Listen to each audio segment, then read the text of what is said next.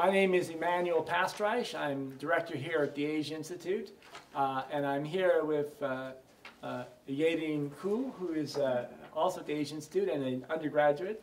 And we want to talk a little bit about the recent impeachment of President Park Geun-hye, and especially with the various large-scale million or more people gathering, a lot of young people to demand her resignation, and the protests surrounding the impeachment, to ask what it exactly is. What do young people want? Do they simply want her to resign? Why do they want her to resign? Or is there something more to these candlelight protests? More than 2 million people have gathered in Korea, well, in Seoul alone. And when Park Geun-hye was impeached on December 9th, that was the 7th demonstration in Seoul.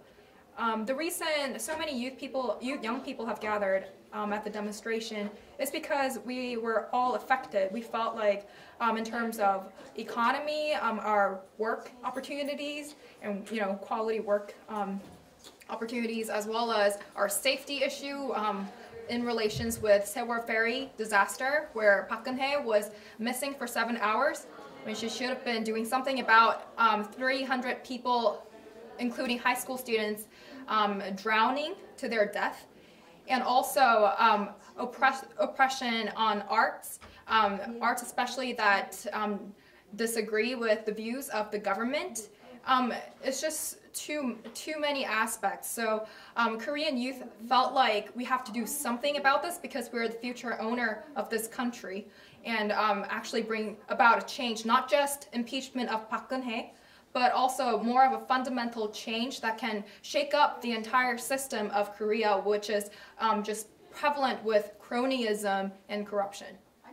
So how do you think it got to be that way? What went wrong? I mean, there's of course long-term issues, what's happened in Korean government and industry since the 1950s, right? But are there any specific sort of short-term changes that have really struck youth directly? Well, our minimum wage is, well, in US dollars, like less than $6 per hour. Right. Although our, in terms of buying food and shelter, housing, it costs just as much as major cities in US, but our minimum wage is so low. Right. So that just shows how it's so hard for youth to actually study and for work, but at the same time make time for building up their resume. So basically we felt like the society was expecting too much, especially the adults. But the problem is the employers are actually adults. Decision makers are adults. I'm not trying to make a divide between youth and adults, because we have to work together to find a fundamental solution. But the problem is our Korean society is deeply rooted with these adults getting, being used to telling youth to do what they want. So that's why youth felt like we had to raise our voice.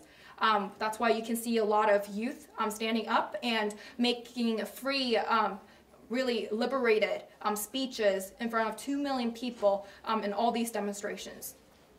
But I have heard some concern from some people that's overly focusing, say, on specifically Park Geun-hye's impeachment, that there are these other issues, for example, the environment, right, the climate change and the microparticles and pollution as a result of deregulation, and other issues in terms of the structure of the economy, the export dependent, focus on only a few sectors. So there was some concern that in this discussion that the broader issues were maybe a little bit lost in terms of this pursuit of just impeachment. What is your sense? Well, it's really important for youth to not be swayed emotionally and just focus on Park Geun-hye and 최순실 issue. Because the bigger picture is that this anger has been built up for years. Actually, ever since Lee administration, personally, I was very angered by his 4-river project, which has contaminated our rivers, and still we're not doing anything about it. Park administration hasn't done anything about this. And also, what's even worse, our air pollution system. Our government actually tried to cover up the reality of our air pollution, microdust issue. And only recently, because people of Korea, our level of education and citizenship are actually high as displayed by in peaceful demonstrations, we actually found out that the government has not just lied about economy, our economic situation, or our social issues, but also in terms of environment. Like the professor mentioned, I also did attend these demonstrations, and I had to wear a mask, and I was worried about the youth, especially the young people there who weren't wearing a mask, a special made mask. Because in 10 or 15 years, we will be affected and we will end up being hospitalized and not be able to work to contribute for the betterment of the society.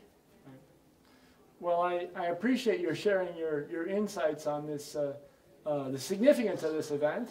I think it's this moment right now. We're in now the end of December 2016.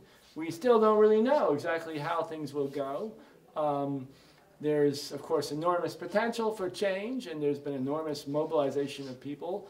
But there's incredible instability in Korea and in the United States, which, of course, impacts Korea directly in terms of direction.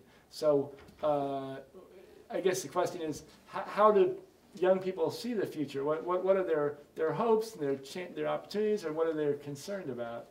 Well, youth in Korea are more open-minded. Well, I think they're very open-minded because during my trip to Japan just a few weeks ago, I realized that a lot of Japanese youth there can't really speak in English or aren't really that interested in global issues as much as a lot of the Korean youth that I am acquainted with. So I think that's why Korean youth are actually very focused on, very interested in, maybe it has to do with our reliance on export too, but we're very conscious about Trump being elected, and also regarding THAAD, China.